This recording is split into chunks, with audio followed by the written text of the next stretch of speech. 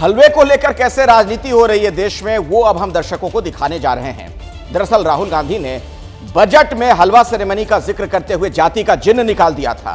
इस पर खूब चर्चा भी हुई। अब बीजेपी ने इस पर पलटवार किया है।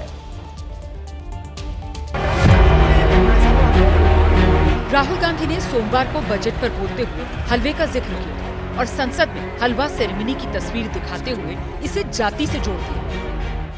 ये जो बजट का जो हलवा है सर, ये बट रहा है और इस फोटो में सर मुझे एक ओबीसी अफसर नहीं दिख रहा, एक आदिवासी अफसर नहीं दिख रहा, एक दलित अफसर नहीं दिख रहा है मुझे। ये हो क्या रहा है सर? सर देश का हलवा बट रहा है सर और इसमें 73% का एक है ही नहीं। सर ये आप लोग हलवा खा रहे हो और बाकी देश को हलवा मिल ही नहीं रहा है। हलवे में राहुल ने जाति की खोज की तो पार्टी ने फौरन सोशल मीडिया पर गोला लगाकर पूछ लिया, बजट बनाने वालों में कितने एससी, एसटी, ओबीसी थे? लोकसभा चुनाव के पहले से ही राहुल हर चीज में जाति का तड़का लगाने का मौका नहीं चूक रहे। हलवा में उन्होंने जाति का एंगल खोजा तो बीजेपी ने आज जवाब दे दिया।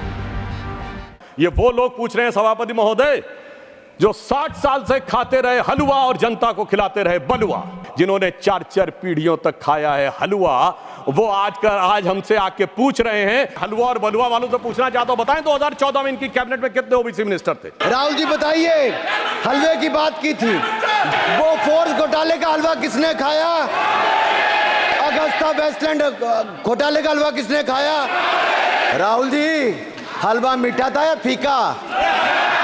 ओबीसी की बात, जनगणना की बात बहुत की जाती है। जिसकी जात का पता नहीं वो गणना की बात करता है। जहां तक बजट के हलवे का सवाल है तो ये कई साल से एक परंपरा चली आ रही है। इस साल 16 जुलाई को इसका आयोजन किया गया। बजट पेश करने से हफ्ता 10 दिन पहले हलवा सेरेमनी का आयोजन किया जाता है। इस सेरेमनी का मतलब ये माना जाता है कि बजट छपने की औपचारिक तौर पर प्रक्रिया शुरू हो गई है। इस हलवा सेरेमनी में जितने भी लोग शामिल होते हैं या वो लोग जिनकी बजट को छापने में अहम भूमिका होती है, वो लॉक इन में चले जाते हैं, यानी कि देश दुनिया से पूरी तरह कट हो जाते हैं। और ये लोग तब तक लॉक इन में रहते हैं जब तक वित्त मंत्री लोकसभा में बजट को पेश ना कर दें।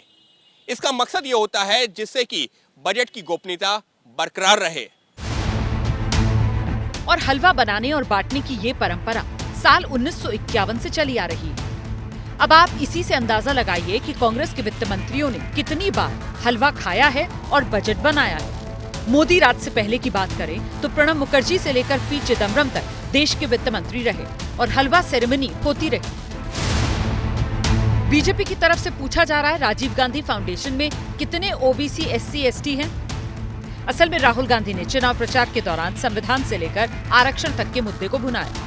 जाति गणना का जिक्र कर एससी, एसटी, ओबीसी के नाम पर राहुल ने बीजेपी को घेरा, जिसका सियासी फायदा भी मिला। अब फिर उन्होंने बजट के हलवे के जरिए जाति का कार्ड खेलकर भागीदारी और हिस्सेदारी के बहाने सियासी माइलेज लेने की कोशिश की है।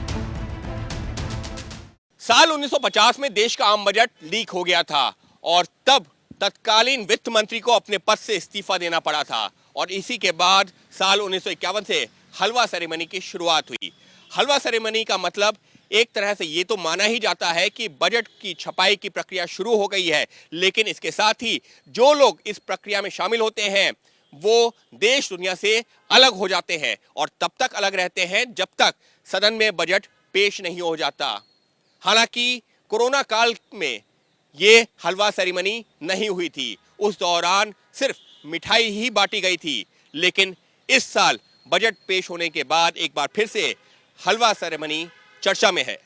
जैसे ही घड़ी का काटा दोपहर 2:30 पे आए, बबीता जी का दिल सास बहू साजिश के लिए मचल जाए। और ये है इनकी बहू, पूरे दिन ऑफिस की टेंशन हो जाए गॉन जब ये करें अपना फेवरेट शो फ्री टाइम पे ऑन। इनकी तरह आप भी देखें अपना फेवरेट शो अपने टाइम पर और डाउनलोड कीजिए एबीपी लाइव ऐप अपने स्मार्ट टीवी पर।